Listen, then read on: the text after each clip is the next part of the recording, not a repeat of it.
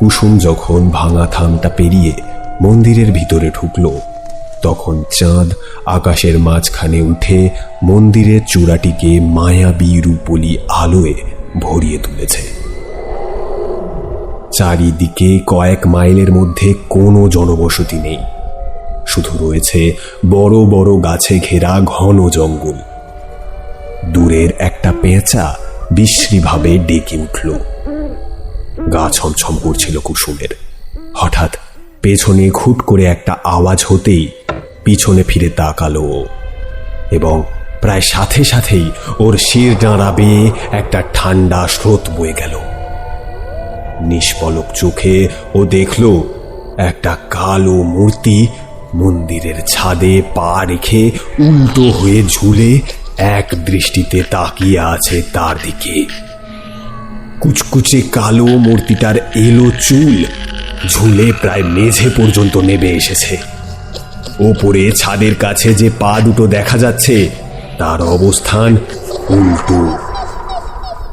গনগনে লাল চোখের মণি দুটো দেখে মনে হচ্ছিল দু টুকরো জ্বলন্ত কয়লা বুঝি পুড়ে দেওয়া হয়েছে চোখের গর্তে। মুখের বাকি অংশে মাংসগুলো কালো হয়ে ঝুলে পড়েছে।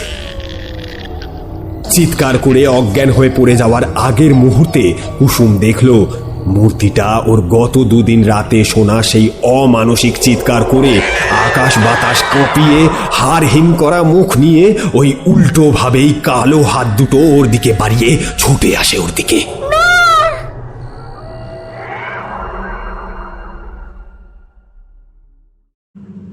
যেখানে বিজ্ঞানের আলো পৌঁছয় না, সেইখান থেকেই শুরু হয় আদিম অপার্থিব অন্ধকার। আর সেই অন্ধকারের বুক চিরে রহস্যের সমাধান করতে ফিরে এসেছেন তিনি তারানাথ তান্ত্রিক। আজকের গন্তব্য ওড়িশার একটা জঙ্গল, যেখানে প্রত্যেকটা বাঁকে ওত পেতে আছে মৃত্যু, প্রত্যেকটা গাছে লুকিয়ে আছে এক প্রাচীন বিভীষিকা। দ্য ট্রিনিটিতে আজকের আমাদের উপস্থাপনা তারানাথ তান্ত্রিকের আরও একটি রোমাঞ্চকর গল্প, দারিংবাড়ির জঙ্গলের বিভীষিকা। তাই আর বেশি কথা না বাড়িয়ে শুরু করা যাক আমাদের আজকের গল্প। তারানাথের ভূমিকায় আমি সুমন। শুরু হচ্ছে দারিংবাড়ির জঙ্গলের বিভীষিকা।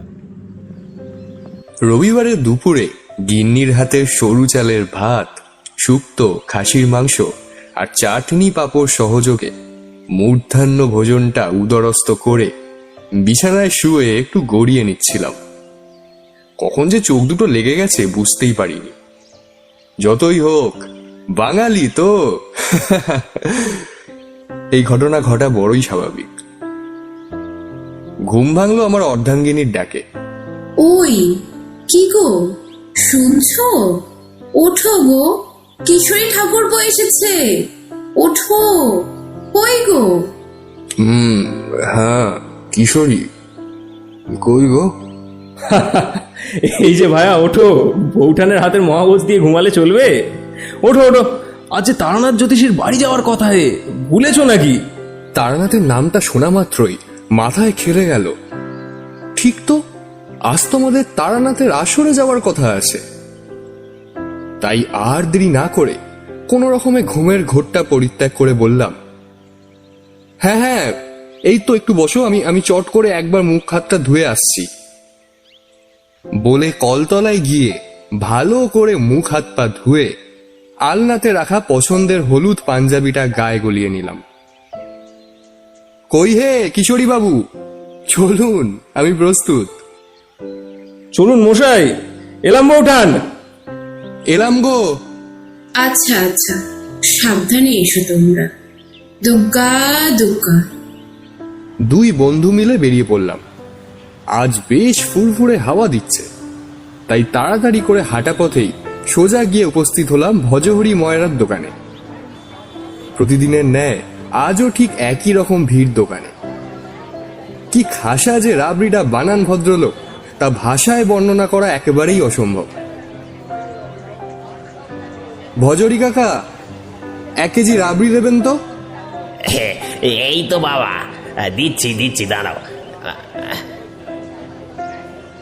এই না বাবা। এই যে টাকাটা।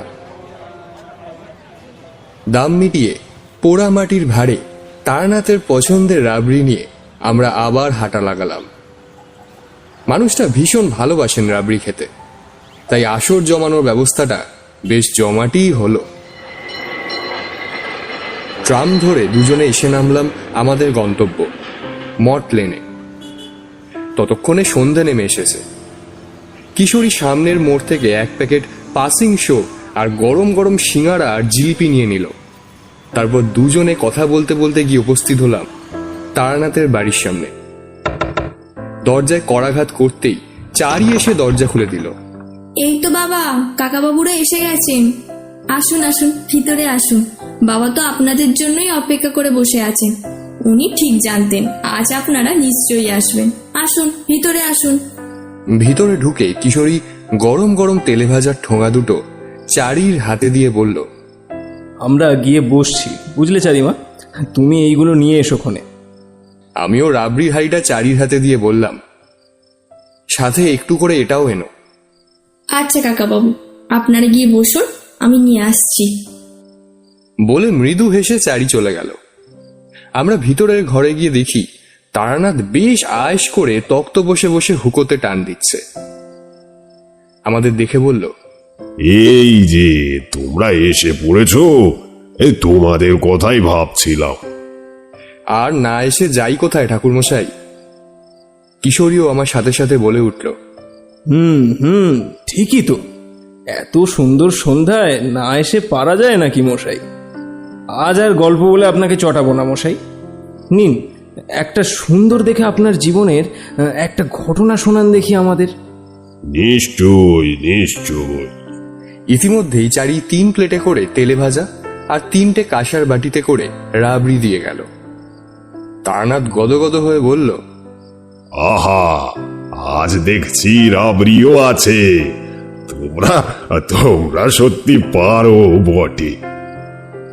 এখানে ইতি নয় মশাই। বলে পকেট থেকে পাসিং শোর প্যাকেটটা বার করে তারানাথের দিকে বাড়িয়ে দিল। এইবারে জমিয়ে বলা যাবে সব ঘটনা। তবে আজ আমার জীবনের ঘটনা বলবো না। মানে? কাল একটি দম্পতি এসেছিল, বুঝলে। সাম্প্রতিক তাদের জীবনে এক ভয়ানক ঘটনা ঘটে গেছে। বিপদ অবশ্য মিটে গেছে, তবুও কলকাতা ফিরে তারা কাল আমার কাছে এসে তাবিজ করিয়ে নিয়ে গেল। আচ্ছা, কি ঘটেছিল ঠাকুরমশাই তাদের সাথে? তাদের মুখে যা শুনেছি কাল, সেটাই আজ তোমাদের বলবো।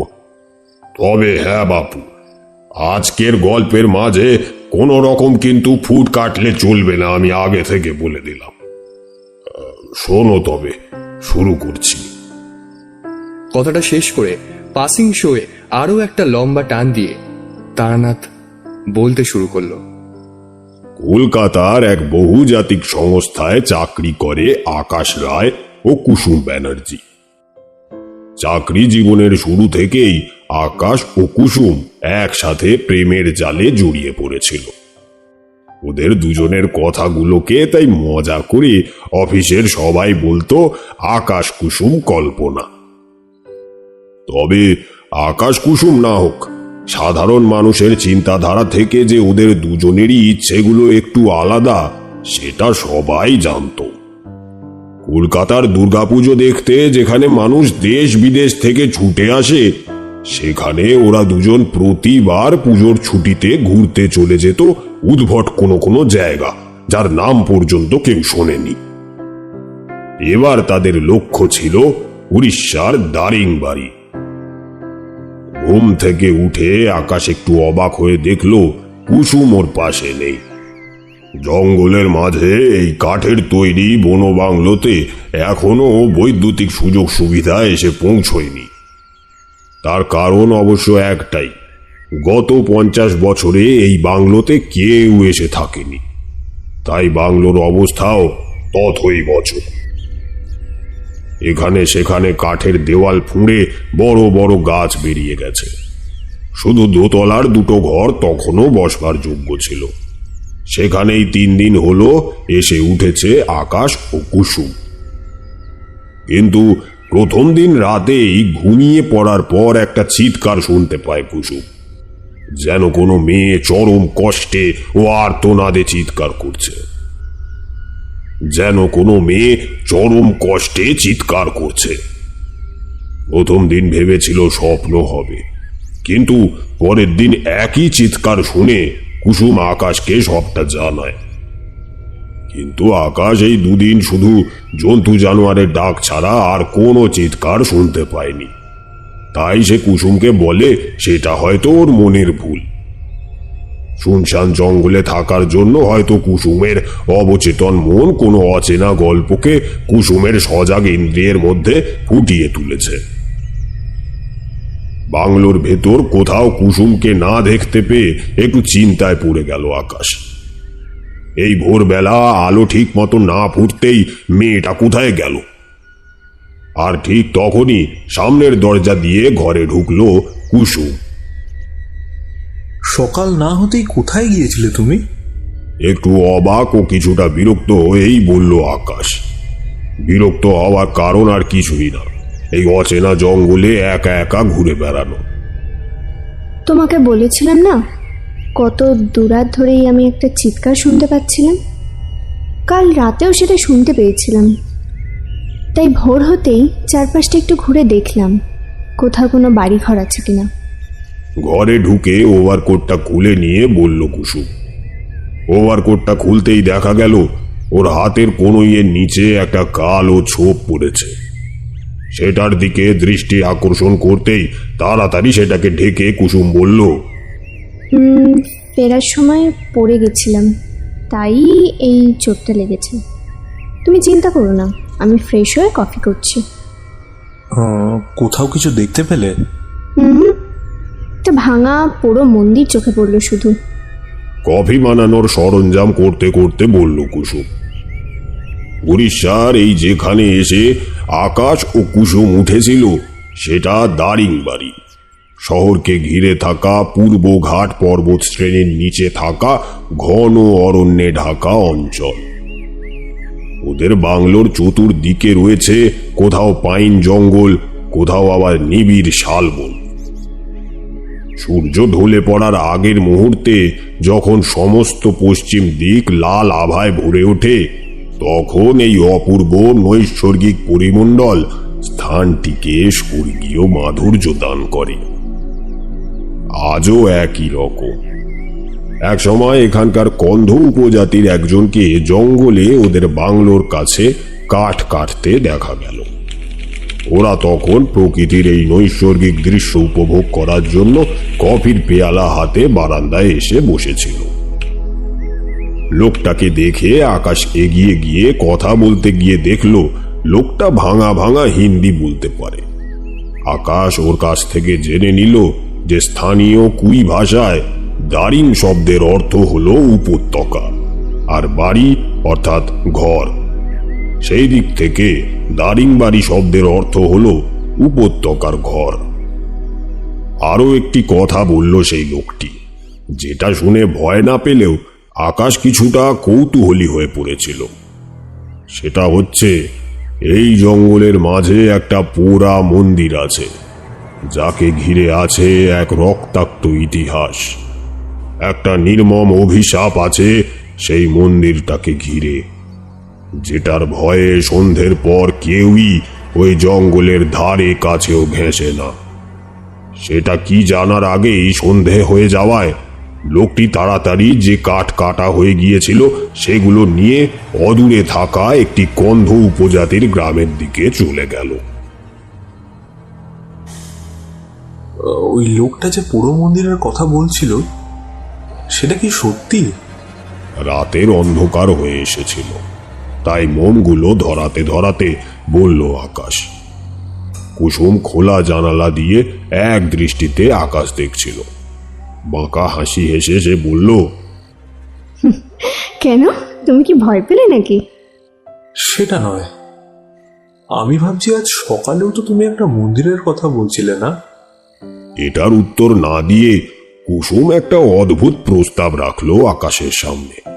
সে বলল, ওসব ছাড়ো তো, আদিবাসীদের কুসংস্কার। এসো তোমার পায়ের নখগুলো কেটে দিই, বড্ড বিশ্রী দেখতে হয়ে আছে। সত্যি নখগুলো বড্ড বাজে অবস্থায় ছিল বটে, কিন্তু এই সময় তাই বলে কাটতে হবে? উফ, কুসুমের এই বাতিকগুলো এখনো গেল না। সে কিছু বলার আগেই কুসুম একটা ব্লেড এনে পায়ের নখগুলো কাটতে শুরু করে দিয়েছিল। আকাশ অগত্যা রণে অংশ না নিয়েই আত্মসমর্পণ করে চুপচাপ বসে রইল। কয়েক মিনিট হয়ে গিয়েছিল। হঠাৎ আচমকা কুসুমের হাতটা কেঁপে ওঠে। আকাশের পায়ের বুড়ো আঙুলটা কেটে গিয়ে রক্ত পড়তে শুরু করেছিল। কুসুম সেটা দেখে ব্লেড ফেলে দিয়ে তৎক্ষণাৎ মুখ দিয়ে সেই কাটা জায়গাটা থেকে রক্ত চুষে সেটা বন্ধ করার চেষ্টা করল। কিন্তু আকাশ দেখল কুসুমের মধ্যে যেন একটা অদ্ভুত পরিবর্তন আস্তে আস্তে শুরু হয়েছে।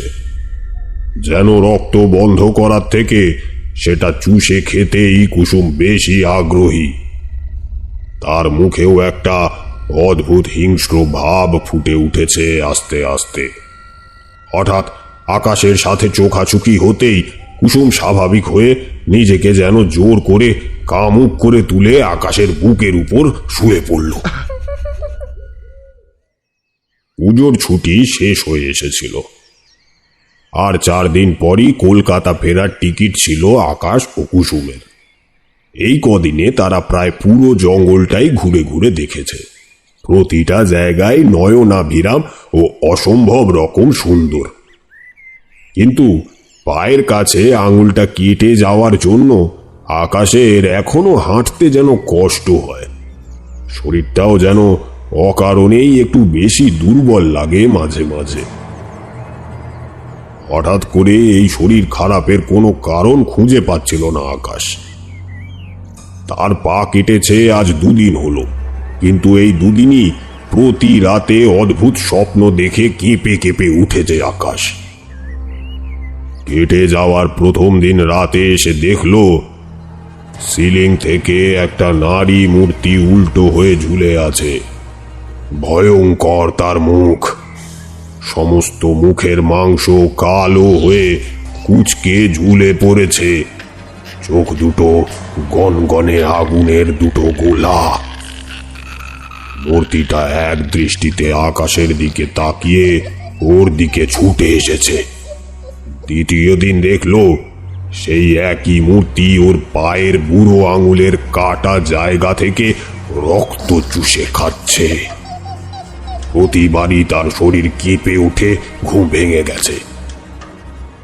এই কদিন আর কুসুম সেই চিৎকার নিয়ে কিছু বলেনি। গতকাল রাতেও সেই একই স্বপ্ন দেখে সারা রাত ঘুমাতে পারেনি আকাশ। আজ তাই ভোরবেলা উঠে কুসুম ঘুমাচ্ছে দেখে একাই এদিক ওদিক একটু ঘুরতে বেরিয়ে পড়ল।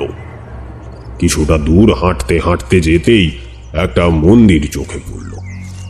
পুরো মন্দির, বহুকাল পুজো হয়নি সেই মন্দিরে। এই মন্দিরটাই কি দেখেছিলে কুসুম? এগিয়ে গেল আকাশ।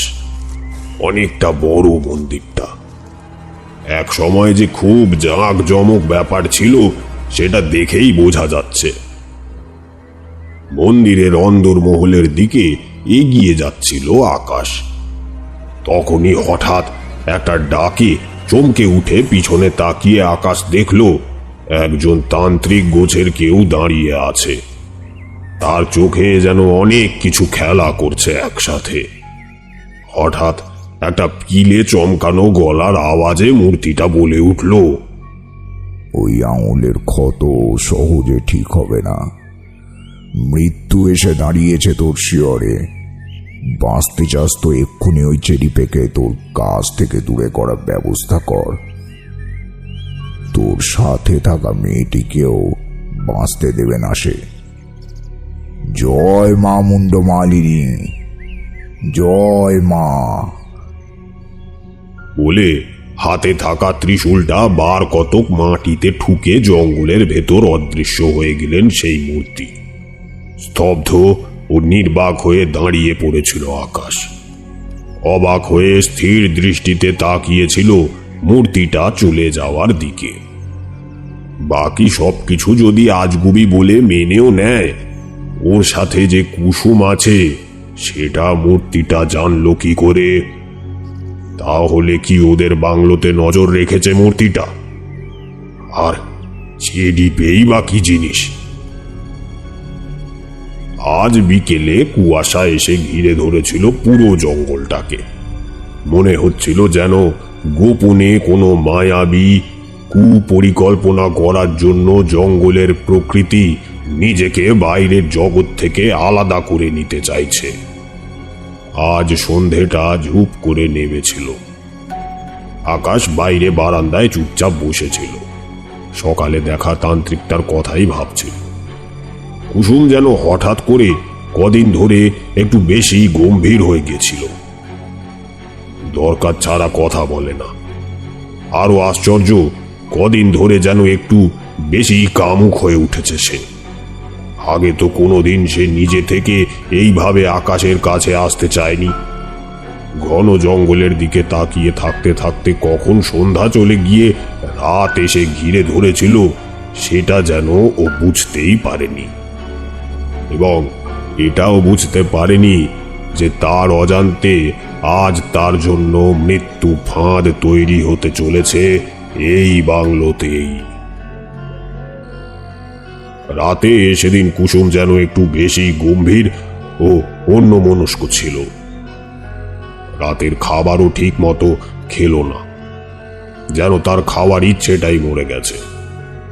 আকাশ অনেক রকম ভাবে কুসুমের সাথে কথা বলার চেষ্টা করল, কিন্তু সে চুপ করেই রইল। আজ যেন আকাশের শরীর আরো বেশি করে দুর্বল হয়ে পড়েছে, তাই শুয়ে পড়েই ঘুমিয়ে পড়েছিল সে। যখন ঘুমটা ভাঙল তখন চতুর্দশীর চাঁদের আলোয় চারিদিক ভরে উঠেছে। রাত কটা দেখার জন্য হাত ঘড়িটা দেখল আকাশ। 1:30 বাজে। হঠাৎ পাশ ফিরতেই দেখল কুসুম ওর পাশে নেই। বুকটা ধরাস করে উঠল। এত রাতে মেয়েটা কোথায় গেল? বাথরুমে গেলেও তো সে আকাশকে একবার ডেকে তারপর যায়। সারা ঘর খুঁজে কুসুমকে না পেয়ে সদর দরজার সামনে এসে দেখল সেটা হাট করে খোলা। ভুরু কুঁচকে উঠল আকাশের। বাইরে তখন জোছনায় সমস্ত প্রান্তর ভেসে যাচ্ছে। বাইরে বেরিয়ে আসতেই আকাশ যেটা দেখল সেটাতে ওর বুকের রক্ত হিম হয়ে গেল। ও দেখল সম্পূর্ণ বস্ত্রহীন হয়ে কুসুম স্থির হয়ে দাঁড়িয়ে আছে, তবে মাটির ওপর নয়, বাতাসের ওপর ভর দিয়ে। যেন সমস্ত শরীরটা হাওয়ায় ভেসে আছে তার খুব সহজেই। আকাশ বেরিয়ে আসার কয়েক মুহূর্ত পরেই মূর্তিটা আস্তে আস্তে আকাশের দিকে ফিরে দাঁড়ালো। তারপর যেটা দেখলো আকাশ, তাতে তার সমস্ত শরীরে আতঙ্কে যেন জড়তা এসে গ্রাস করল। নড়তে চড়তেও যেন ভুলে গেল সে। বিস্ফারিত চোখে সে দেখল হাওয়ায় ভাসমান অবস্থাতেই আস্তে আস্তে কুসুমের শরীরে যেন পরিবর্তন আসতে শুরু করেছে। সমস্ত শরীরের চামড়া তার কালো হয়ে ঝুলে পড়ছে আস্তে আস্তে, এমনকি মুখের চামড়াও। এবং সাথে সাথেই তার শরীরটা আস্তে আস্তে উল্টো হয়ে পা দুটো আকাশের দিকে ও মাথাটা মাটির দিকে নেমে যাচ্ছে। যখন তার শরীরটা পুরো উল্টো হয়ে গেল তখন তার মুখ থেকে একটা হাড় হিম করা হাসি বেরিয়ে সমস্ত জঙ্গলটাকে কাঁপিয়ে দিল। এবার মূর্তিটা আস্তে আস্তে হাওয়ায় ভর দিয়ে উল্টো ভাবেই হাঁটতে হাঁটতে আকাশের দিকে এগিয়ে আসতে থাকলো। আকাশের তখন যেন বোধ বুদ্ধি সব লোপ পেয়েছিল, যেন পালাতেও ভুলে গেছে এমন ভাবে দাঁড়িয়ে রইল সে। আর মাত্র এক হাত আকাশকে ধরতে যাবে, ঠিক সেই মুহূর্তে কোথা থেকে আকাশের দেখা সেই তান্ত্রিক তীর বেগে এসে আকাশের সামনে দাঁড়িয়ে মূর্তিটার দিকে একটা মন্ত্রপুত জল ছুঁড়ে মারতেই মাটিতে লুটিয়ে পড়ল কুসুম, এবং সাথে সাথে সম্বিত ফিরে পেল আকাশ। ভোর হয়ে এসেছে, জঙ্গলের পুরোটা আস্তে আস্তে উজ্জ্বল হতে শুরু করেছে। গত রাতের ওই বিভীষিকার পর তান্ত্রিকের কথা মতো আকাশ কুসুমকে কোলে করে এই পুরো মন্দিরের ভিতরে নিয়ে এসেছে। তার সাথে তান্ত্রিকের মুখে শুনেছে এই মন্দিরের নির্মম ইতিহাস। সমস্ত ঘটনার চাক্ষুষ সাক্ষী হয়ে আকাশ যখন বিহ্বল হয়ে পড়েছিল, তখন তান্ত্রিক বলেছিল, সেদিন সকালে তোর পেছনে আমি মৃত্যু ছায়া দেখেই বুঝতে পেরেছিলাম তোর বিপদ আসন্ন, তাই তোর পিছু ছাড়িনি। কিন্তু আমি তো কিছুই বুঝতে পারছি না, কি হয়েছে কুসুমের? কেন এইরকম অস্বাভাবিক অলৌকিক আচরণ করছে?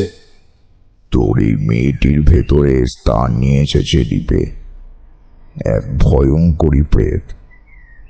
তোর কুসুম 5 দিন আগে এই মন্দিরে যখন মাঝরাতে আসে, তখনই ওকে আক্রমণ করে চেলিপে।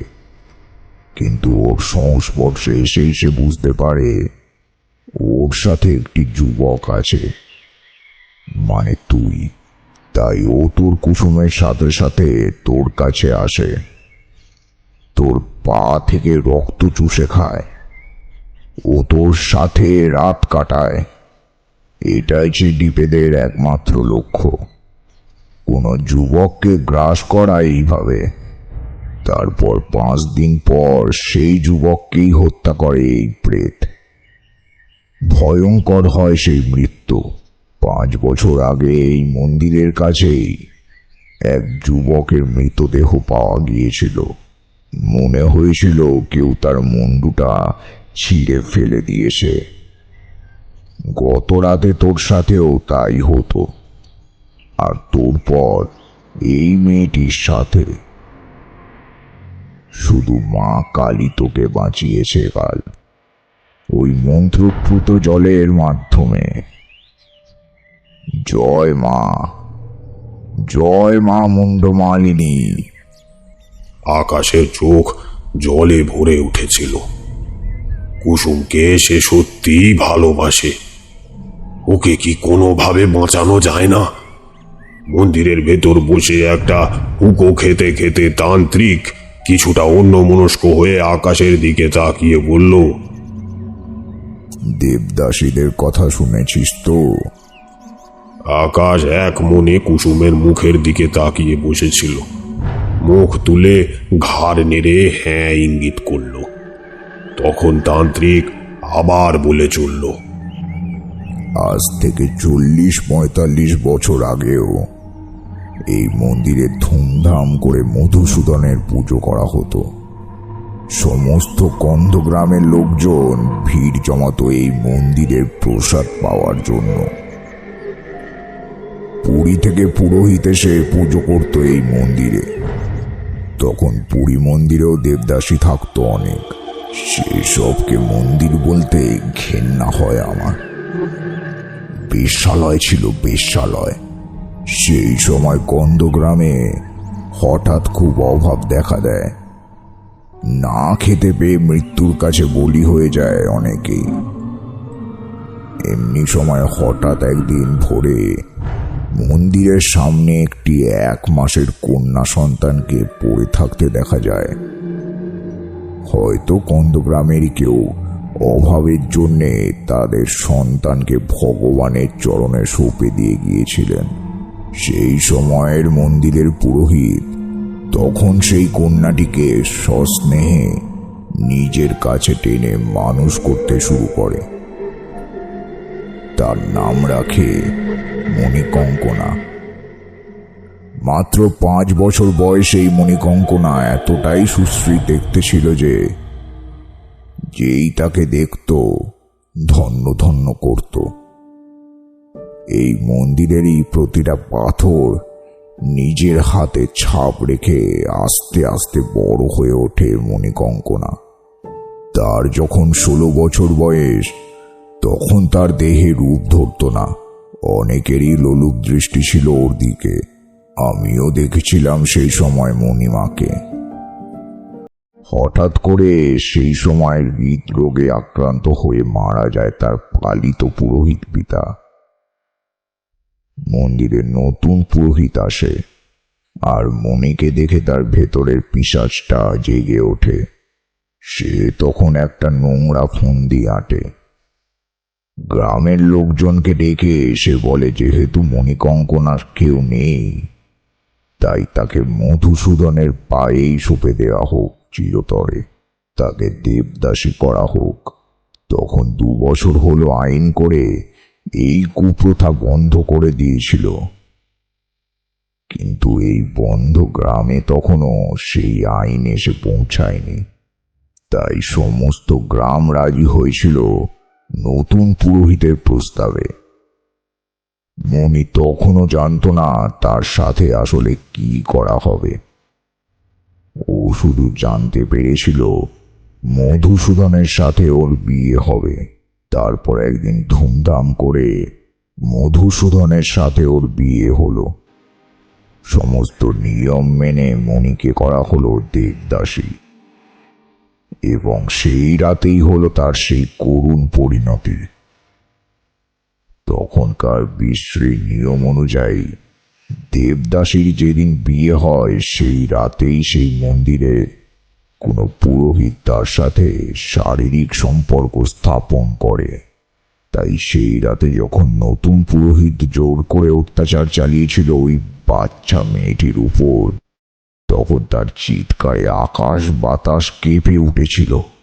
কিন্তু কন্দগ্রাম অনেক দূরে থাকার জন্যে কেউ শুনতে পায়নি সেই চিৎকার। এখনো মাঝে মাঝে এই মন্দির থেকে সেই চিৎকার শোনা যায়।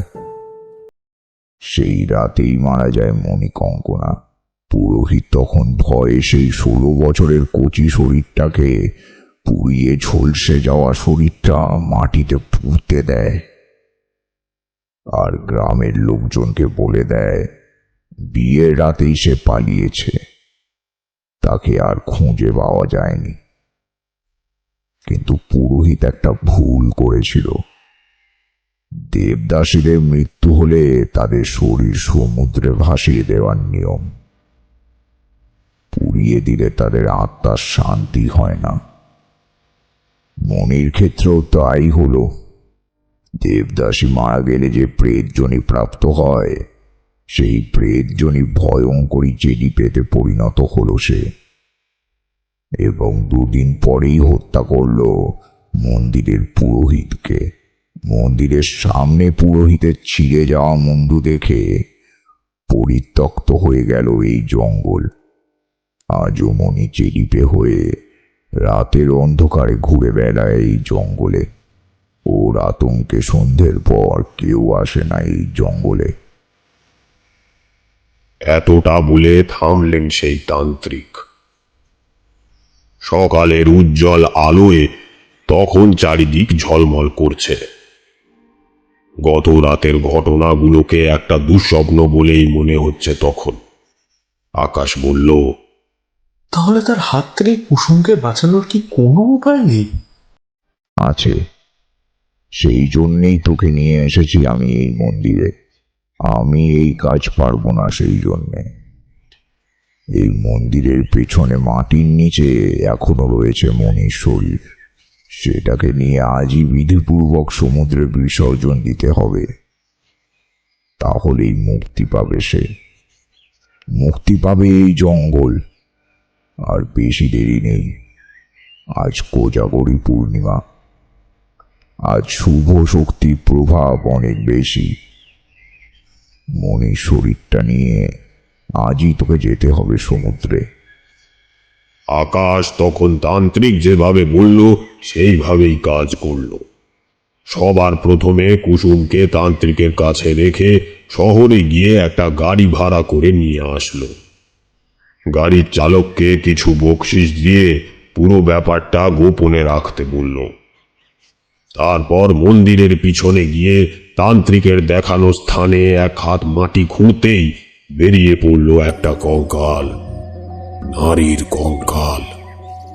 আকাশ সেটা একটা কাপড়ে জড়িয়ে নিল এবং তারপর যখন ওরা চারজন মিলে গাড়িতে করে বেরোলো, তখন সূর্য মাথার উপর থেকে কিছুটা পশ্চিমে ঢলে পড়েছে। এখান থেকে পুরীর সমুদ্র প্রায় 250 কিলোমিটার দূর। গাড়ির চালককে পেছনে বসিয়ে তাই যতটা সম্ভব গতি বাড়ানো যায় ততটা বাড়িয়ে দিয়ে গাড়ি ছুটিয়ে দিল আকাশ। পুরীর সমুদ্রের কাছে যখন ওরা পৌঁছলো তখন প্রায় 8টা বেজে গিয়েছে। শরৎকাল শেষ হয়ে হেমন্ত কাছে এসে পড়েছিল, তাই তখন যেন প্রায় রাতের অন্ধকার ঘিরে নিয়েছে চারিদিক। কিন্তু পূর্ণিমার চাঁদের রূপলি আলো চারিদিকে ছড়িয়ে পড়ার জন্য অন্ধকার সেইভাবে গ্রাস করতে পারেনি। কুসুম তখনও অজ্ঞান হয়েই ছিল। হয়তো তান্ত্রিকের কথা মতো পূর্ণিমার শুভ শক্তির আলো কুসুমের ভেতরে থাকা প্রেতকে জাগিয়ে তুলতে দেয়নি। খুঁজে খুঁজে একটা নির্জন সমুদ্রের পার খুঁজে বার করে সেখানে গাড়ি দাঁড় করালো আকাশ। তখন রাত প্রায় 11টা। গাড়ির চালক ও আকাশ মিলে মণিকঙ্কন আর কঙ্কালটাকে সমুদ্রের পাড়ে এনে মাটিতে শুইয়ে দিল। ও তান্ত্রিক বসলো ঠিক তার পাশে এবং এক গুচ্ছ ধূপ জ্বালিয়ে মন্ত্র পড়তে শুরু করে দিল। সব কিছু ঠিক চলছিল, কিন্তু তখনই হঠাৎ কোথা থেকে যেন এক টুকরো মেঘ এসে চাঁদের মুখটুকু যেন ঢেকে দিয়ে যাচ্ছিল। অশনি সংকেত পেয়ে তান্ত্রিক আরো জোরে জোরে মন্ত্র পড়তে শুরু করেছিল, কিন্তু তাও আস্তে আস্তে কুসুমের শরীরটা যেন স্থির অবস্থা থেকে চঞ্চল হতে শুরু করেছে। মুহূর্তের মধ্যে সেটা গাড়ি ছেড়ে শূন্যে গিয়ে দাঁড়িয়ে পড়ল। তার চোখ খুলতেই দেখা গেল সেটা আগুনের ভাটার মতো জ্বলছে। তান্ত্রিকের দিকে সেই জ্বলন্ত দৃষ্টি দিয়ে কিছুক্ষণ তাকিয়ে থাকার পরই আকাশ বাতাস কাঁপিয়ে একটা অমানসিক চিৎকার করে তান্ত্রিকের দিকে ছুটে গেল সে। কিন্তু পারল না। অদৃশ্য কিছু শক্তি যেন তাকে বারবার আটকে দিচ্ছিল। চারিদিকে তখন একটা বিশাল ঝড় শুরু হয়ে গেছে, যেন পাতাল ফুঁড়ে বেরিয়ে আসছে সেই বাতাস। এক নাগারে তান্ত্রিক ও সেই চেনিপের মধ্যে চলছে সেই যুদ্ধ। তারপর যখন আবার মেঘ কেটে গিয়ে চাঁদের আলো পড়ল মাটির উপর, তখনই নিস্তেজ হয়ে গেল কুসুমের শরীর। সাথে সাথে তান্ত্রিকের ইশারা মতো আকাশ সেই কঙ্কালটা তুলে সমুদ্রের দিকে এগিয়ে গেল। সমুদ্রে ফেলে দেওয়ার আগের মুহূর্তেও কুসুমের শরীরে থাকা সেই প্রেত ছুটে এসেছিল আকাশের পেছনে, কিন্তু সমুদ্রে কঙ্কালটা ফেলে দিতেই কুসুম আবার অজ্ঞান হয়ে মাটিতে পড়ে গেল। আকাশ ও তান্ত্রিক তখন যেন হাঁপ ছেড়ে সমুদ্রের পাড়ে প্রায় শুয়ে পড়েছিল। 1 ঘন্টা পর সমুদ্রের চারপাশটা লাল আভায় ভরে উঠল। সমস্ত অশুভ শক্তি কাটিয়ে অপরূপ সৌন্দর্য নিয়ে আস্তে আস্তে সমুদ্রের উপরে সূর্য উদয় হলো। আর তার কিছুক্ষণ পর জ্ঞান ফিরল কুসুমের, স্বাভাবিক কুসুমের। কুসুম তখন স্বাভাবিক অবস্থায়। ওরা চারজন তখন সমুদ্রের পাড়ে দাঁড়িয়ে ভোরের আলোয় সেই মহা শুভ শক্তিকে মনে মনে প্রণাম করল। এত দূর বলে থামলো তারানাথ। আমি আর কিশোরী গল্প শেষে তারানাথকে বিদায় জানিয়ে বাড়ির পথে রওনা দিলাম। দাঁড়ান, কেউ চলে যাবেন না। আপনাদের জন্য আরও একটি রোমাঞ্চকর তারানাথ তান্ত্রিকের ফ্যান ফিকশন নিয়ে আমরা হাজির হয়েছি। সেটা অবশ্যই শুনে যাবেন এবং ভালো লাগলে কমেন্ট, লাইক অ্যান্ড সাবস্ক্রাইবটাও করতে ভুলবেন না। চলুন গল্পটা শুরু করা যাক।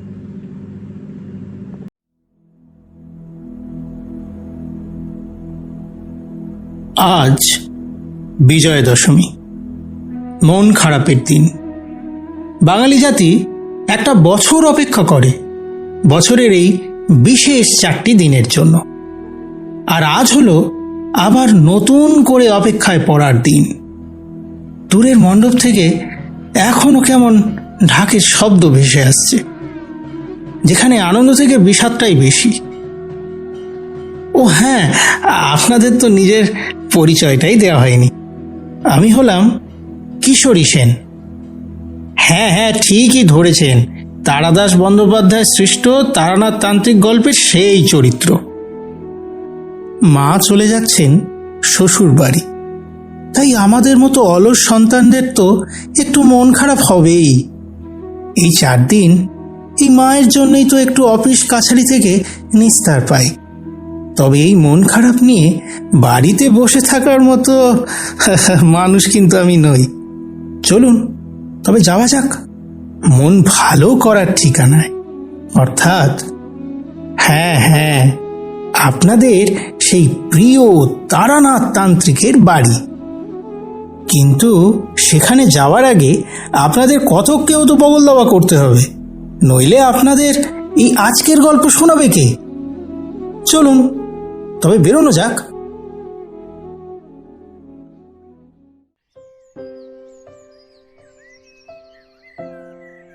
এই অলস দুপুরে একাকী সময় যাপন মনকে আরো ভারাক্রান্ত করে তুলেছে। মা হৈমন্তীর পুজো শেষ, এইসবই ভাবছি, হঠাৎই গিন্নির গলা কানে আসতেই বাস্তবে ফিরলাম। কই গো, শুনতে পাচ্ছ? একবার তাড়াতাড়ি নিচে এসে সদর দরজাখান খুলে দেখো তো কে করাঘাত করছে। বিজয়ের নাড়ু বানাচ্ছি, হাতখান জোড়া আমার। হ্যাঁ গা, আমার কথা কি কানে যাচ্ছে না? গিন্নির এমন হাঁক ডাক শুনে চেঁচিয়ে উত্তর করলাম, হ্যাঁ আসছি।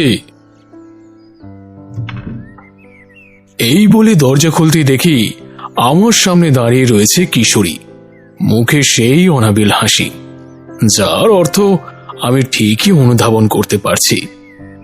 যাই হোক, তাকে দেখে আমি মুখে বললাম, আরে ভায়া তুমি যে, এসো এসো এসো, ভেতরে এসো। আমার কথার উত্তর না দিয়েই আমাকে আলিঙ্গন করে সে বলে উঠল, শুভ বিজয়া। তোমাকেও শুভ বিজয়া। বৌঠান কই? সে তো এখন হেসেলে বিজয়ের মিষ্টি বানাতে ব্যস্ত। তাহলে তো মিষ্টি মুখ করতেই হচ্ছে। বৌঠান, ও বৌঠান, কোথায় গেলেন? আপনার হাতের তৈরি মিষ্টি খেতে এলাম যে। আমার গিন্নি মাথায় ঘোমটা টেনে 1 প্লেট নাড়ু আর 1 বাটি পায়েস এনে বলল, আমি জানতাম ভাই আজ আপনি নিশ্চয়ই আসবেন, তাই তো তাড়াতাড়ি করে এইসব বানানো। ইতিমধ্যেই পায়েসের বাটি থেকে 1 চামচ মুখে দিয়ে আনন্দে গদগদ হয়ে কিশোরী বলল, আপনি কিন্তু পায়েসটা খাসা বানিয়েছেন বৌঠান, তবে এখন আর নাড়ুটা খাবো না। আমরা এই এখন একটু বেরোবো, ফেরার পথে না হয় খেয়ে যাব। সে আবার আমি বুঝি নে, এখন নিশ্চয়ই ঠাকুর মশাইয়ের বাড়ি যাবেন। তবে একটু দাঁড়িয়ে যান, আমি বরং কৌটো করে ওনার জন্য একটু পায়েস আর নাড়ু পাঠিয়ে দেবো আপনাদের হাতে। এই বলে গিন্নি চলে যাবার পর আমিও তৈরি হতে গেলাম। তার কিছুক্ষণ পর আমি আর কিশোরী ঠাকুর মশাইয়ের জন্য উপঢৌকো নিয়ে বাড়ি থেকে বেরোলাম। তবে যাবার পথে তারানাথের পছন্দের পাচিংশ নিতে কিন্তু কিশোরী একদম ভুলল না। তারানাথের বাড়ির দরজায় করাঘাত করতেই চারি এসে উষ্ণ অভ্যর্থনা জানালো, আর সেই সঙ্গে বিজয়ের প্রণামটাও সে টুপ করে সেরে নিল। আমরাও তাকে প্রাণ ভরে আশীর্বাদ করে বাড়ি থেকে আনা কৌটোখানি তার হাতে ধরিয়ে দিয়ে তারানাথের ঘরে গিয়ে উপস্থিত হলাম। দেখলাম উনি চোখ বন্ধ করে চৌকির উপর শায়িত। কিশোরীর গলা ঝাড়া শুনে আমাদের দিকে চোখ মেলে চিরাচরিত উপায়ে উনি আমাদের আহ্বান করলেন। শুভ বিজয়া ঠাকুর মশাই। শুভ বিজয় ঠাকুর মশাই। আমিও কিশোরীর সাথে গলা মিলিয়ে বলে উঠলাম শুভ বিজয়া। আপনার জন্য আপনার বউটা নিজ হাতে মিষ্টান্ন প্রস্তুত করে পাঠিয়েছেন। চারের হেফাজতে আপাতত সেটি বর্তমান। আপনি কিন্তু অবশ্যই খাবেন ঠাকুর মশাই। ও মা, তাই নাকি? তুমি কোনো চিন্তা করো না ভায়া, মিষ্টান্ন তো আমার অত্যন্ত পছন্দের। তবে বয়সের কথা মাথায় রেখে খাওয়ার পরিমাণটা একটু নিয়ন্ত্রণে রাখার চেষ্টা করি। তা ঠিক, তা ঠিক। তবে এবার অন্য প্রসঙ্গে আসা যাক।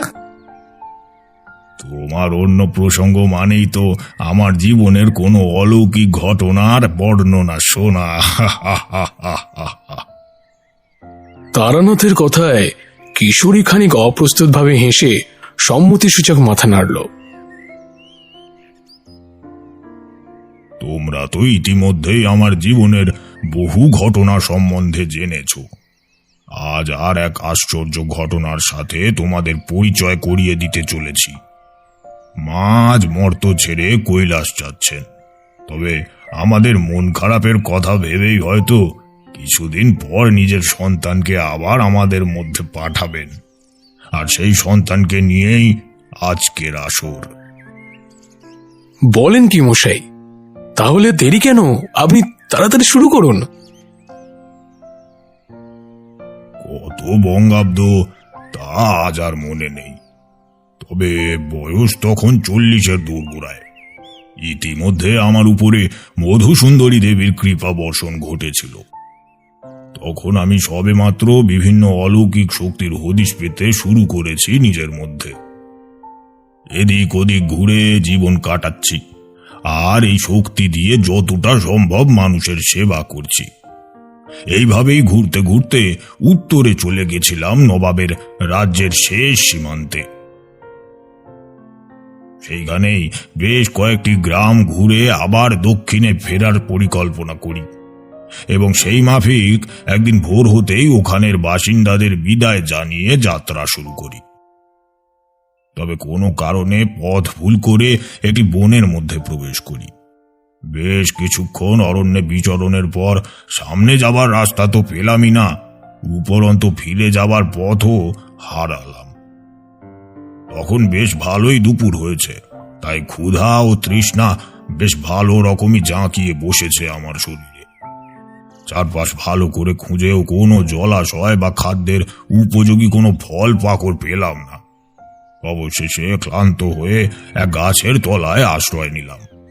তবে এইটুকু উপলব্ধি করতে পারলাম, এইভাবেই চলতে থাকলে মৃত্যু নিশ্চিত। ইষ্ট নাম জপ করতে শুরু করলাম। পথ ও দৈহিক ক্লান্তির জেরে হয়তো অচৈতন্য হয়ে পড়েছিলাম, তবে হুঁশ ফিরল এক নূপুরের ধ্বনিতে। প্রথমে মনের ভুল ভেবে নাকচ করেছিলাম, কারণ এই ঘন অরণ্যে কোনো মেয়ে আসবেই বা কোথা থেকে। তবে শব্দটা একভাবেই হয়ে চলল। একটা সময় পর বুঝলাম, না, আমার শুনতে কোনো রকম ভুল হচ্ছে না। তড়িঘড়ি উঠে শব্দটিকে অনুসরণ করতে থাকলাম। বেশ কিছুক্ষণ যাবার পর আর নূপুরের শব্দ পেলাম না। অদ্ভুত, কোথায় গেল শব্দের অধিকারিণী? না না, চারপাশটা খুঁজে দেখি ভালো করে। নিশ্চয়ই এই গভীর অরণ্যেই সে কোথাও আছে, আর একমাত্র সেই নারী আমাকে বাহির পথ দেখাতে পারবে। এই বলে চারপাশ খুঁজতে শুরু করলাম। বেশ কিছুক্ষণ পর কাউকে না দেখতে পেয়ে হতাশ হয়ে ফিরে যাবার উপক্রম করতেই আবার একটি ক্ষীণ শব্দ কানে এলো। শব্দের উৎসের দিকে যেতেই নজরে এলো একটা বিশাল জলাধার। কি স্বচ্ছ সেই জল, আর তার স্বাদও অতুলনীয়। আমি প্রাণ ভরে জল পান করলাম। পিপাসা নিবারণের পর খেয়াল হলো কাল রাতের পর পেটে তো একটুও দানা পানি কিছুই পড়েনি। তার পাশে ভালো করে নজর বোলাতে লাগলাম, যদি কোনো ফলের গাছ পাই, ফল দিয়েই না হয় পেট শান্ত করতাম। কিন্তু যত দূর চোখ যায় তত দূর কোনো ফলের গাছ পেলাম না। নিরাশ হয়ে পুনরায় আবার একটা গাছের তলায় বসে চোখটা বন্ধ করলাম। হঠাৎ করে একটা মিষ্টি রিনরিনে গলা আমার কানে এলো। কে তুমি? চোখ খুলতেই সামনে বছর 10 একটা মেয়েকে দাঁড়িয়ে থাকতে দেখলাম। তার মুখটা যেন ঠিক লক্ষ্মী প্রতিমার মতো, গায়ের রং কাঁচা সোনার মতো, কোমর পর্যন্ত ঘন কালো লম্বা চুল, এক হাতে তার গুটি কয়েক পদ্ম ফুল আর এক হাতে ধানের শীষ।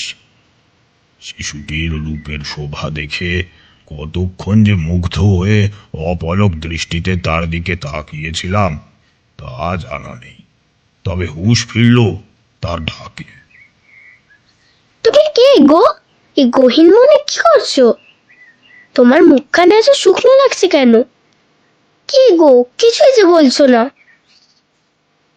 মনে মনে মেয়েটির পর্যবেক্ষণ ক্ষমতার প্রশংসা না করে পারলাম না।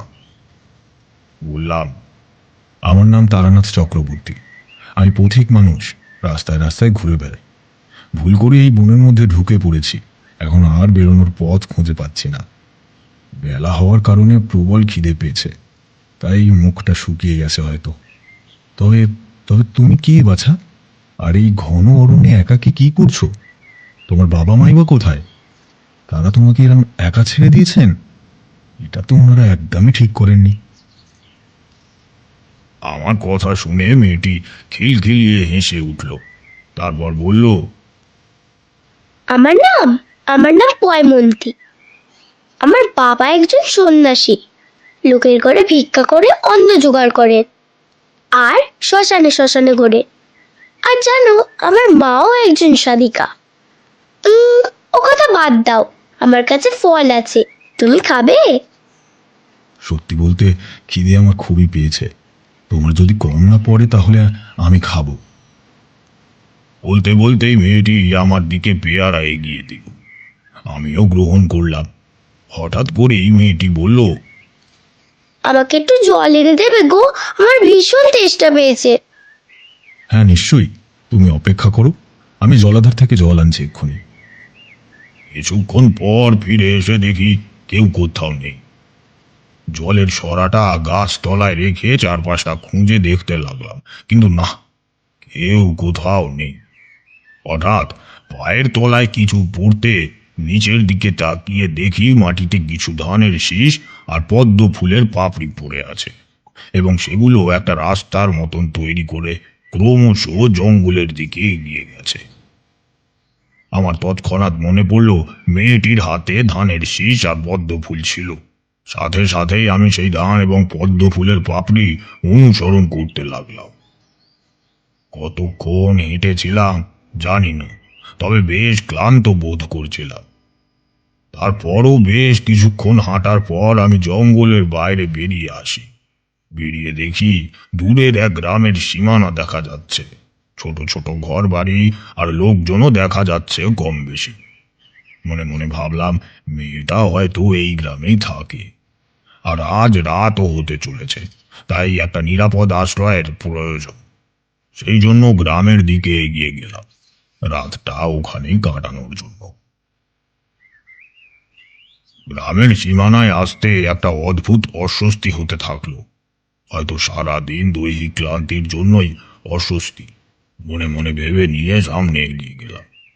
কিছু দূর এগোতেই একজনকে আমার দিকে এগিয়ে আসতে দেখলাম। আমার সামনে এসে বিনয়ের সাথে তিনি বললেন, আপনি কে হে পথিক? আমি তারানাথ চক্রবর্তী, সাধু সঙ্গ করে দিন যাপন করি। আজ রাতের জন্য আশ্রয়ের খোঁজে উপস্থিত হয়েছি। আপনার পরিচয় কি পেতে পারি? হ্যাঁ হ্যাঁ, নিশ্চয়। আমি অমরনাথ মল্লিক, এই অচিনপুর গ্রামের মোড়ল। আপনি যদি চান তাহলে আজ রাতটা আমার বাড়িতে থাকতে পারে। অসংখ্য ধন্যবাদ আপনাকে। এমা, এইভাবে বলবেন না। এ তো আমার সৌভাগ্য যে আপনি আমার সেবা নিতে ইচ্ছুক প্রকাশ করেছে। আসুন ঠাকুর, আসুন, এইদিকে আমার বাড়ি। আমিও আর কথা না বাড়িয়ে তাকে অনুসরণ করতে আরম্ভ করলাম। বেশ কিছুটা যাবার পর এক দ্বিতল মাটির বাড়ির সামনে উপস্থিত হলাম। বাড়িটি ভীষণই সুন্দর। আসুন ঠাকুর, এই হলো আমার বাড়ি। ও কমলা, কমলা, তাড়াতাড়ি এসো, দেখো কে এসেছেন আমাদের গরিবের ঘরে। অমরনাথের ডাকে একজন 30 ঊর্ধ্ব মহিলা ঘোমটা টেনে বেরিয়ে এলেন। ঠাকুর, এ হচ্ছে গিয়ে আমার বউ। আরে দাঁড়িয়ে আসো কেন, প্রণাম করো। এই না না, আমি এমন কিছুও না, দূর থেকেই তোমাদের আশীর্বাদ করছি। তা বললে কি হয় ঠাকুর, আপনি ব্রাহ্মণ মানুষ, আপনার পায়ের ধুলো পেলে আমরা ধন্যী হব। কমলা, তুমি যাও গিয়ে রাতের আহারের ব্যবস্থা করো। ও হ্যাঁ, আর খোকন কোথায়? ও নিশ্চয়ই এখনো খেলে বেড়াচ্ছে, এক্ষুনি চলে আসবে। আচ্ছা ঠাকুর, আপনি বরং কল পাড়ে গিয়ে হাত মুখ ধুয়ে নেবে, চলুন। ওনার কথায় সম্মত হয়ে হাত মুখ ধুয়ে মাটির দুয়ারে বসে পড়লাম। তারপর গৃহকর্তার সাথে বিভিন্ন বিষয় নিয়ে গল্প শুরু করলাম। ইতিমধ্যে ওনাদের 7 বছরের একমাত্র ছেলে মহেন্দ্রর সাথে পরিচয় হয়ে উঠেছে। ভীষণ মিষ্টি ছেলে, আমার কাছে গল্প শোনার আবদার করে ওঠে। আমিও তাকে নিরাশ করিনি। এইভাবেই সময় পার হয়ে যায়। রাতের আহার আদি সেরে আমার জন্য ধার্য করা ঘরে গিয়ে শুয়ে পড়লাম। একজন মেয়ের গলা, কি যেন সে তারানাথকে বলে চলেছে। হ্যাঁ হ্যাঁ, ওই তো শোনা যাচ্ছে স্পষ্ট। তোর কাজ এখনো শেষ হয়নি, কাল যে তোর যাওয়া হবে না। তারপর একটা বিকট হাসি, সেই হাসিটা শীঘ্রই কান্নায় পরিণত হলো। কি বিভৎস সেই কান্না! হঠাৎ দুটি অবয়ব তারানাথের দিকে আসতে লাগলো। ক্রমশ অবয়বগুলি দৃশ্যমান হয়ে উঠেছে। কি বিভৎস! সারা শরীর পুড়ে চামড়া কুঁচকে গেছে, চোখের কোনো অস্তিত্ব নেই। আছে দুটি শূন্য গহ্বর, যেখান থেকে অনবরত রক্ত ঝরে পড়ছে। সমস্ত শরীরের বিভিন্ন জায়গায় পচা মাংস ঝুলে রয়েছে, চুলগুলো আগুনের স্ফুলিঙ্গের ন্যায় উড়ছে। ফ্যাকাশে গলায় অনবরত বলে চলেছে, আমাদের মুক্তি চাই, মুক্ত কর আমাদের। বিছানায় উঠে বসি। স্বপ্নের আকস্মিক কথায় তখন কাঁপছি। কি ভয়ানক সেই দুঃস্বপ্ন! তারপর একটু জল খেয়ে নিজেকে শান্ত করার চেষ্টা করি। বেশ কিছুক্ষণ পর একটু স্থিরতা বোধ করে শরীরটিকে আবার বিছানায় এলিয়ে দিলাম। তবে ঘুম আসতে বেশ দেরি হলো।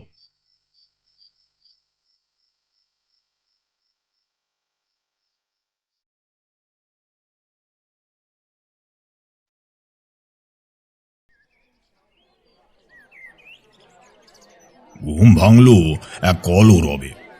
ঘরের বাইরে এসে অমরনাথের স্ত্রীর প্রলাপ কানে আসতেই সিঁড়ি বেয়ে দ্রুত নেমে এলাম। ভিড় ঠেলে সামনে এগিয়ে গিয়ে দেখলাম অমরনাথের ছেলে পক্ষাঘাতগ্রস্ত। বিস্ময়ে হতবাক হয়ে গেলাম। যে ছেলে আজ সকাল পর্যন্ত ঠিক ছিল, তার এই অবস্থা কি করে হলো? নিজেই নিজেকে প্রশ্ন করে উঠলাম। এত ছোট্ট বয়সে পক্ষাঘাত হবার কোনো কারণও নাই। হঠাৎ কমলার কিছু কান্না ঝরানো কথা কানে এলো। এই অভিশাপ থেকে আমাদের গ্রাম কবে মুক্ত হবে ঠাকুর? আমার বাচ্চাকে কেন এমন শাস্তি দিলে তুমি ঠাকুর? আর কতজনের সাথে এই অন্যায় হবে ঠাকুর? এবার তো এই গ্রামের অভিশাপ মুক্তি ঘটাও। কথাগুলো শোনার পর আর স্থির থাকলাম না। অমরনাথের দিকে এগিয়ে গিয়ে প্রশ্ন করলাম কি ঘটনা ঘটেছে সবিস্তারে বলতে। যদিও তার কথা বলার মতো অবস্থা ছিল না, তবুও তাকে শান্ত করে তার মুখ থেকে সবটা জানার চেষ্টা করলাম। প্রশ্ন করলাম, অমরনাথ, তোমার স্ত্রী কোন অভিশাপের কথা বলছে? আমাকে খুলে বলো দয়া করে। সে নিজেকে একটু সামলে নিয়ে বলল, সে এক ভয়ানক ঘটনা ঠাকুর, যা আজ থেকে প্রায় 150 বছর আগে আমাদের গ্রামে ঘটেছিল। আমি এ ঘটনা শুনেছিলাম আমার ঠাকুরদার মুখে। খুব বেশি না জানলেও যতটা জানি আপনাকে ততটাই জানাতে পারবো। সেই সময় গ্রামের জমিদার ছিলেন হরনাথ মুখুজ্জে। তার ছিল 3 পুত্র, বড় ছেলে সোমনাথ, মেজ ছেলে শম্ভুনাথ আর ছোট ছেলে শঙ্কর। জমিদার বংশের কোনো পূর্বপুরুষ সম্পাদেশ পেয়ে গ্রামে লক্ষ্মী মন্দির প্রতিষ্ঠা করেছিলেন। সেই মন্দিরের প্রধান পুরোহিত ছিলেন হরিহর চাটুর্যে। পুরোহিত মশাইয়ের একটি মাত্র কন্যা সন্তান, যার নাম ছিল গৌরী। ছোট রাজকুমার শঙ্কর এবং গৌরী ছিলেন পিঠে পিঠি বয়সের, তাই তাদের মধ্যে খুব সহজেই বন্ধুত্ব গড়ে উঠেছিল। একসাথে হেসে খেলে তারা বেড়ে উঠেছিল।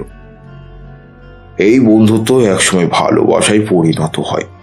আর অন্যদিকে জমিদার বাড়ির ছেলেদের মধ্যেও সম্পর্কের সমীকরণ বদলেছিল। ভাতৃপ্রেমের অবসান ঘটে লোকচক্ষুর আড়ালে তৈরি হয়েছিল হিংসা, যা অবশ্য বড় 2 ছেলের মধ্যেই তাদের কনিষ্ঠ ভ্রাতাকে নিয়ে জন্মেছিল। কারণ একটাই ছোট কুমার সুহস ব্যক্তি ছিলেন, আর জমিদার মশাই বাকি 2 সন্তানের থেকে ছোট পুত্রকেই বেশি স্নেহ করতেন। একদিন কোনোভাবে বড় কুমার শঙ্কর ও গৌরীর সম্পর্কের কথা জানতে পারে, আর তিনি এটাও খুব ভালো করে জানতেন জমিদার মশাই ছোট পুত্রের প্রতি যতই দড়ি ধর না কেন তিনি নিচু জাতের ওই ভিখারি পরিবারের সাথে এই সম্পর্ক মেনে নেবেন না। তাই উনি কাল বিলম্ব না করে কথাটা জমিদার মশাইয়ের কানে তুলে দেন, এবং তার অনুমান মাফিক জমিদার মশাই এই সম্পর্ক কিছুতেই মেনে নেননি। কথাটা জানার পর জমিদার মশাই পুরোহিতকে ডেকে এক গ্রামের লোকের সামনে অকথ্য ভাষায় গালিগালাজ এবং অপমান করে। শুধু তাই নয়, হরিহরকে এই গ্রাম ছেড়ে দেবার নির্দেশও দেন। পুরোহিত মশাই সেই অপমান সহ্য করতে না পেরে সেই রাতেই গলায় দড়ি দিয়ে আত্মহত্যা করে।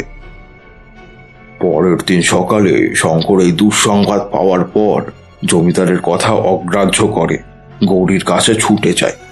গৌরীর বিধ্বস্ত অবস্থা দেখে শঙ্কর মনে মনে ঠিক করে সে গৌরীর হাত ছাড়বে না, সে গৌরীকে বিবাহ করবে, এবং সেই মতো সেই রাত্রে গৌরীর হাত ধরে পলায়ন করার উদ্দেশ্য নেয়। কিন্তু হায়ের ভাগ্যের লিখন খণ্ডা বেঁকে ছোট কুমারের পরিকল্পনা কোনোভাবে মেজ কুমার জেনে যায়, এবং সেটি যথাসময়ে জমিদারের কানে পৌঁছেও দেন। শুধু তাই নয়, উনি অনেক রকম ভ্রান্ত ধারণা জমিদারকে বোঝান। ফলস্বরূপ জমিদার তার সিপাহীদের নির্দেশন দেন ছোট কুমার ও গৌরীকে মন্দির সংলগ্ন মাঠে বন্দি করে আনার। এই মেয়ে, তোর এত বড় সাহস যে তুই আমার বাড়ির ছেলের দিকে হাত বাড়াস? নষ্ট মেয়ে একটা, তোকে আজ আমি তোর বাপের কাছে পাঠাবো। না বাবা, তুমি এটা কিছুতেই করতে পারো না। চুপ করো তুমি। তোমার আর এই মেয়ের জন্য জমিদার বাড়ির মান সম্মান আজ ভুলুণ্ঠিত। আমি এক্ষুনি এই মেয়েকে মৃত্যুদণ্ড দিলাম। এই, কে কোথায় আছিস? মেয়েটার গায়ে আগুন ধরিয়ে দে। জমিদারের আদেশ শুনে সিপাহীরা গৌরীর গায়ে আগুন লাগিয়ে দেয়। শঙ্কর ছুটে আটকাতে গেল, কিন্তু সিপাহী তাকে প্রতিহত করে এবং তাকে জোর করে ধরে রাখে। আর গৌরীর তো তখন সারা শরীর দাউ দাউ করে চলছে। তার সে আর্তনাদ শুনে সমস্ত পরিবেশ কেঁপে উঠছে। এক সময় সমস্ত চিৎকার থেমে গেল। মাটিতে শান্ত হয়ে লুটিয়ে পড়ল গৌরীর নিশ্চল শরীরটা। শঙ্করও আর মেনে নিতে পারল না। হঠাৎ করেই তার শরীর যেন অত্যাধিক শক্তিতে পরিপূর্ণ হলো। তাকে ধরে রাখা সিপাহীদের ধূলিসাৎ করে ছুটে গিয়ে চাপটে ধরল গৌরীর নিথর জ্বলন্ত দেহটিকে। সেই আগুন শঙ্করকে স্পর্শ করল। শারীরিক মানসিক দুই ধরনের ফলে বিকট চিৎকার করে উঠল শঙ্কর। যন্ত্রণা ক্লিষ্ট গলায় সে বলে উঠেছিল, যে পাপ তোমরা করলে তার শাস্তি তোমরা পাবে। মা লক্ষ্মীর সামনে যে অন্যায় তোমরা করলে আজ, তার শাস্তি স্বরূপ এই গ্রাম থেকে মা লক্ষ্মী বিদায় নিলেন। আর আর আমার পরিবারের সবাই পক্ষাঘাতগ্রস্ত হয়ে মারা যাবে। আমি অভিশাপ দিলাম, তাদের তাদের ধন দৌলত কিচ্ছু থাকবে না। যে মেয়েকে ওনারা ভিখারি সম্বোধন করেছেন, সেই মেয়ের থেকেও খারাপ আর্থিক অবস্থা হবে তাদের। আর আজ থেকে এই মন্দিরে যে পা রাখবে সেই পক্ষাঘাতগ্রস্ত হবে। আমাদের আত্মা যতদিন না মুক্তি পাবে ততদিন এই অভিশাপ থাকবে। মা লক্ষ্মী যেদিন আবার তোমাদের ক্ষমা করবে আর তোমাদের কাছ থেকে পুজো গ্রহণ করতে চাইবে, সেই দিনই তিনি নিজেই এই অভিশাপ মুক্ত করার পথ খুঁজে দেবেন। আমি এই অভিশাপ দিলাম।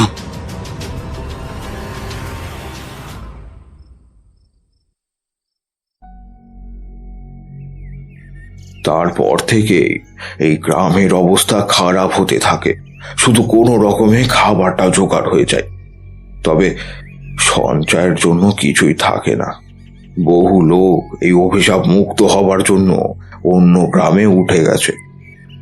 আজ সকালে ছেলেটা খেলতে গিয়ে কোনোভাবে সেই মন্দিরের চৌহদির মধ্যে পা দিয়ে ফেলে, যার ফলাফল আপনি এখন এই নিজের চোখে দেখতে পাচ্ছেন ঠাকুর। কথাটা শেষ করতে না করতেই অমরনাথ আবার কান্নায় ভেঙে পড়ল। এই সমস্যা থেকে মুক্ত হবার পথ আমার জানা আছে। এক অঘরী বাবা আমাকে এই রকম অভিশাপ কাটানোর উপায় বলেছিলেন, তবে তার জন্য আমাকে ওই জমিদার বংশের একজন উত্তরাধিকারীকে প্রয়োজন। অমরনাথকে প্রশ্ন করলাম, জমিদারের কেউ কি জীবিত আছে এখনো? হ্যাঁ আছেন, তবে পক্ষাঘাতগ্রস্ত। উত্তম। কেন ঠাকুর?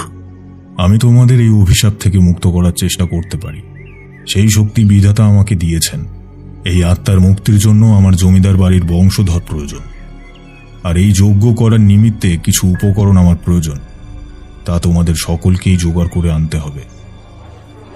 আমার কথা শুনে সকলেই উচ্চ গলায় সম্মতি দিয়ে উঠল। আমি আবার বললাম, আত্মার মুক্তির পর পুনরায় মন্দিরের বিগ্রহের প্রাণ প্রতিষ্ঠা করতে হবে, তবেই গ্রামের লক্ষ্মী শ্রী ফিরবে। সামনের একাদশীতে একটা ভালো যোগ আছে, ওই দিনই সমস্ত জোগাড় করো। আর তার দুদিন পর ভরা পূর্ণিমা, সেই দিন মন্দিরের প্রাণ প্রতিষ্ঠা হবে। আমার কথা মতো গ্রামের লোক আমার পুজোর প্রস্তুতি নিতে শুরু করল। আমার নির্ধারিত সময়ে শুরু হলো রজকুণ্ডকিনী যজ্ঞ। এই যজ্ঞ বড়ই কঠিন, কোনো সাধারণ পুরোহিত এই যজ্ঞ করতে অক্ষম। এই যজ্ঞের জন্য সাধককে কোনো ঐশ্বরিক আশীর্বাদ প্রাপ্ত হতে হয়, যা আমি ইতিপূর্বে মধুসুন্দরী দেবীর সাধনায় সিদ্ধি লাভ করেছি। একে একে উপকরণগুলো হোমকুণ্ডের আগুনে আহুতি দিতে শুরু করলাম। আমার এই যজ্ঞের একমাত্র সঙ্গী ছিল জমিদার পরিবারের সেই বংশধর। ফলস্বরূপ পরিবেশ ক্ষণে ক্ষণে পরিবর্তিত হতে লাগল। কখনো মরুভূমির দাবদাহ, তো কখনো সুউচ্চ পর্বতমালার মতো শৈত্যপ্রবাহ, তো কখনো প্রচণ্ড ঝড়। এইগুলির মধ্যে দিয়েই আমাদের যজ্ঞ চলতে থাকল। সব শেষে আহুতি দিতে হবে রক্ত, যে সে রক্ত নয়, জমিদার পরিবারের বংশের রক্ত। সেই রক্ত আহুতি দিয়েই যজ্ঞের আগুন নেভানো হলো। তারপর যজ্ঞের ছাই নিয়ে পাশের পুকুরে বিসর্জন করতে হবে, এক বিশেষ মন্ত্র উচ্চারণ করতে করতে। তবে এটিও করতে হবে সেই বংশভূতকেই। যেহেতু পক্ষাঘাতগ্রস্ত সে, তাই আমি তাকে কোনো রকমে পুকুরে নিয়ে গেলাম। তারপর আমার আদেশ মতো সে কার্য সম্পন্ন করতেই হঠাৎ আবার পরিবেশ অশান্ত হয়ে উঠল। তারপর সেই পুকুরের জল থেকে একটা সাদা ধোঁয়া উপরের দিকে উঠে বাতাসে মিলিয়ে গেল, আর সাথে সাথেই আমার পাশে দাঁড়ানো মানুষটিও সুস্থ হয়ে উঠল।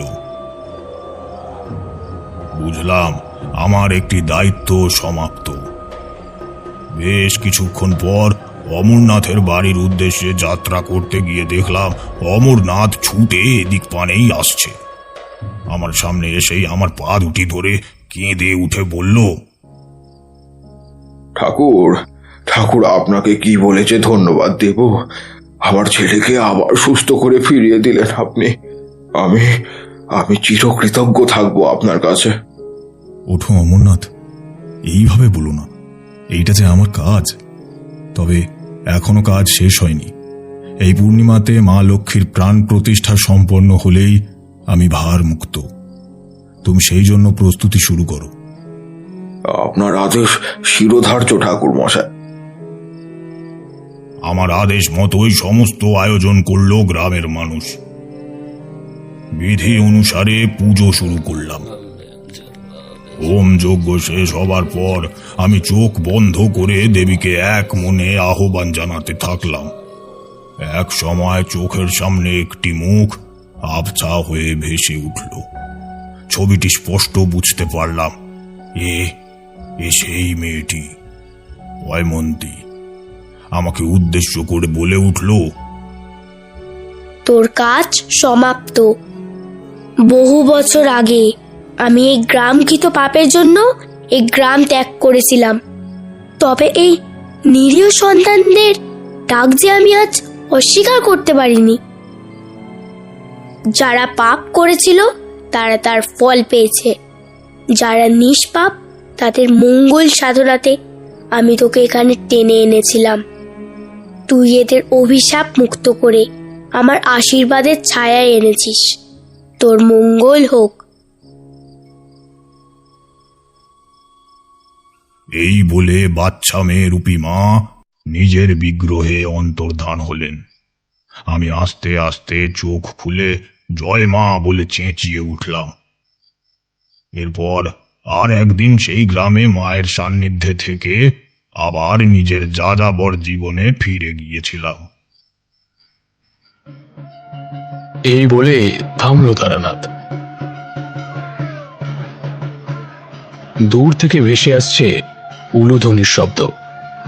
তার মানে মণ্ডপে মায়ের বরণ শুরু হয়ে গিয়েছে। মনটা আবার খারাপ হয়ে গেল। আজ তাহলে উঠি ঠাকুর মশাই। ওইদিকে আবার মাকে বিদায় জানাবার সময় এসে গেছে। এই বছরের মতো মায়ের মুখটি শেষ একটিবার দেখে আসি। তারানাথের অনুমতি পেয়ে আমি আর কিশোরী দুজন মিলে বেরিয়ে পড়লাম। মাকে আবার দেখতে দেখতে আরো একটা বছরের অপেক্ষা।